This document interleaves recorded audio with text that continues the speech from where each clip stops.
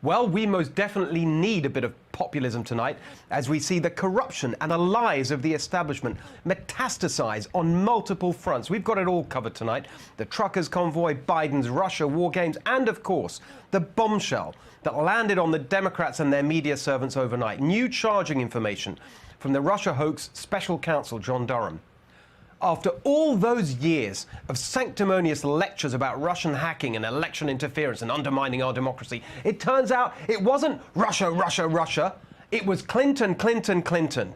They were the ones who did the hacking. It was the Clinton campaign, including the present National Security Advisor and the man now leading Democrats' election integrity efforts who illegally meddled in an election.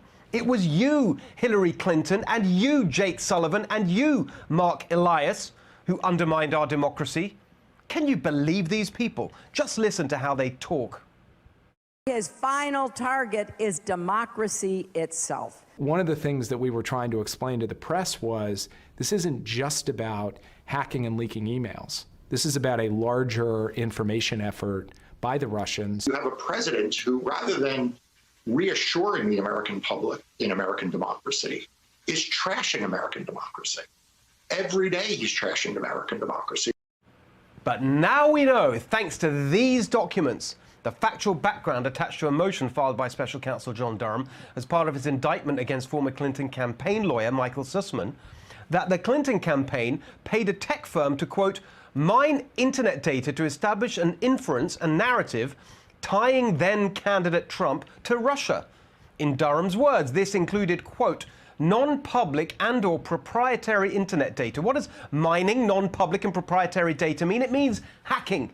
It means spying. And look at their targets, according to Durham. Quote, internet traffic pertaining to 1, a particular healthcare provider, 2, Trump Tower, 3, Donald Trump Central Park West apartment building, and 4, the executive office of the President of the United States. Yes, you heard that right. They hacked not just Trump Tower, but the White House. After Trump became president, they hacked the White House. These people who pose as defenders of democracy. How is that even possible that the Clinton campaign hacked the White House? Well, because they're part of the establishment. They hired a firm that already had a top-secret contract with the White House. Here's Durham describing the person the Clinton campaign paid to do their hacking. He had come to access and maintain dedicated servers for the executive office of the president as part of a sensitive arrangement whereby it provided domain name system resolution services. He and his associates exploited this arrangement by mining the executive office of the president's DNS traffic and other data for the purpose of gathering derogatory information about Donald Trump, the president. Just let all that sink in for a moment. There's a tech firm that maintains the internet server supporting the President of the United States.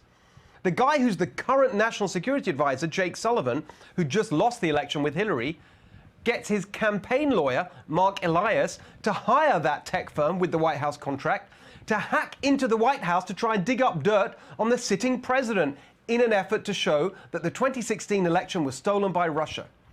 And that same guy, Jake Sullivan, is now running around hyping up war with Russia. How can we believe a word he says? Look at what he said in October 2016 when he was working for Hillary Clinton. This could be the most direct link yet between Donald Trump and Moscow. It raises even more troubling questions in light of Russia's masterminding of hacking efforts that are clearly intended to hurt Hillary Clinton's campaign. Oh, troubling questions about Russia's masterminding of hacking efforts to hurt the Clinton campaign. He burbled when at that exact moment he himself was masterminding hacking efforts to hurt the Trump campaign by making up stuff about Russia. The utter shamelessness of it is just staggering. And now he's out there just this Friday going on about how Russia is going to invade Ukraine on Wednesday. Who knows where this will end up legally for Jake Sullivan, but there is no question, none at all, that he should immediately step down as National Security Advisor. And then look at his boss, Hillary. She's now plotting another White House run because it went so well the first time. Look at what she said about all this back in October 2016. Computer scientists have apparently uncovered a covert server linking the Trump organization to a Russian-based bank. Oh, apparently computer scientists uncovered. My God, have you ever heard such dishonest, disingenuous poppycock? You hired the computer scientists, you lying wretch. You hired them to make it all up. You spied on your rival. Then when you lost, you hacked the White House to try and prove your big lie that the 2016 election was stolen by Russia. You made it all up so then you could run around for years saying this. Trump knows he's an illegitimate president. And then you got all your Democrat cronies to spout your big lie.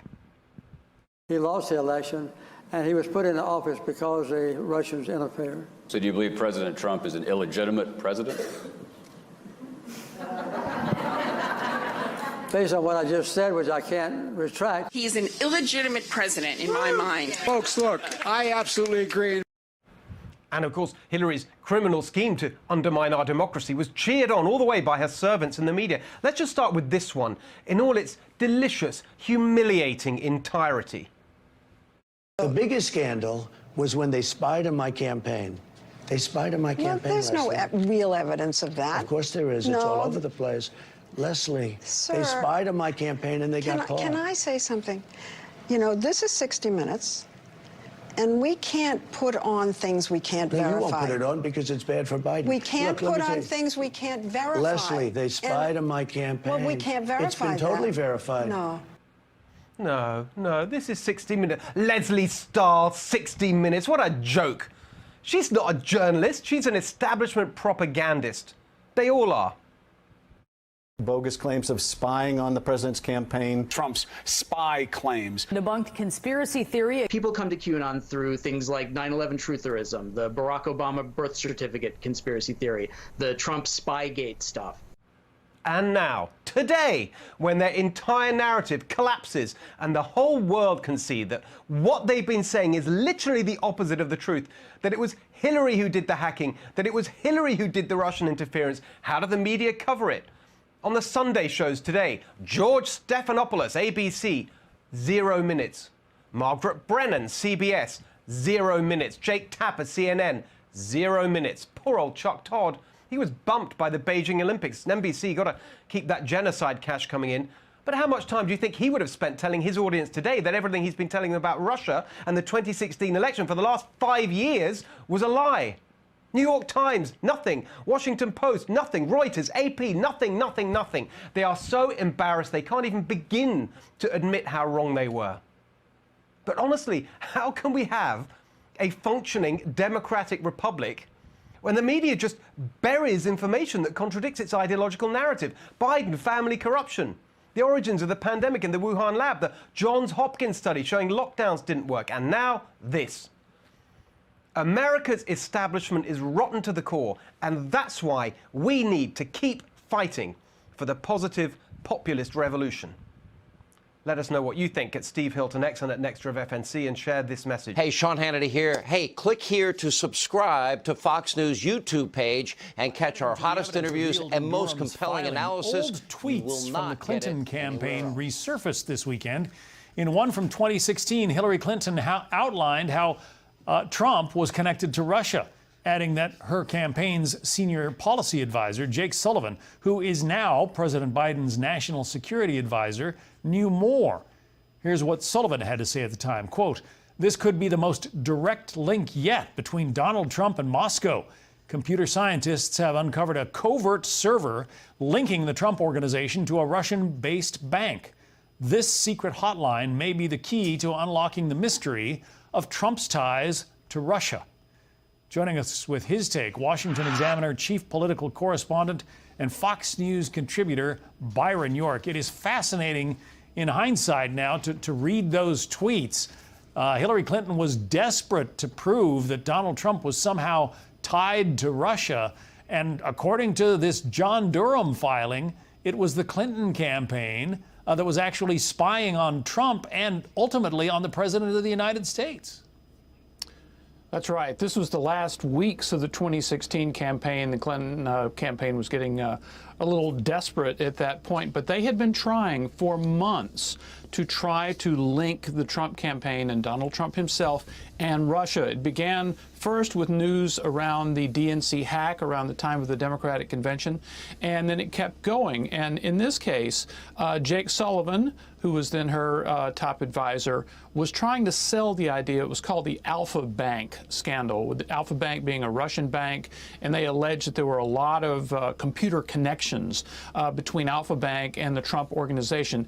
Wasn't true, didn't come to anything, but the idea, here's what the idea was. The idea was to sell it to the FBI. And then they could tell reporters that the FBI was investigating something. It's not just us and the Clinton campaign saying this, it's the FBI that's investigating it. That would have given it more credibility with the press, and that was what the Clinton campaign was trying to pull off in the final weeks of the campaign. There was an op-ed today in the Washington Examiner, not written by you, but by Kayla McGee White. She writes this: "The worst part is that our intelligence community took the Clinton campaign's findings, which were either highly misleading or outright false, according to Durham's investigation, and ran with them. The FBI launched an investigation into Trump's campaign, and congressional Democrats started their own investigation for the sole purpose of making Trump out to be a Russian stooge. And nearly 3 years later, few of the people responsible for this hoax have faced any consequences. Hopefully, now that there are signs Durham's investigation is heating up, that changes soon." It is fascinating to read what Durham's filing says, that they contacted a tech executive and a tech company and had them trying to spy on the campaign servers of the Trump campaign. And ultimately, when he won the election and he was in the White House, they were still continuing that. Then President Trump says this was worse than Watergate. Is it?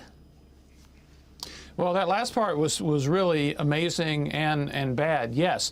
First of all, in the final days of the campaign, they were trying again to connect Trump and Russia. What's really striking in this Durham report is after the campaign is over, after Trump wins during the transition and then he becomes president, they're trying to do the same thing with the servers of the executive office of the president. That's absolutely extraordinary. And you remember, in the first months of the Trump administration, the whole Russia allegation with the publication of the dossier was enormously damaging to the president, just incredibly damaging to the president. And now it appears to be the work of, in part, the Clinton campaign, the Democratic Party, various activists involved. Hey, Sean Hannity here. Hey, click here to subscribe to Fox News YouTube page and catch our hottest interviews and most compelling analysis. You will not get it anywhere else.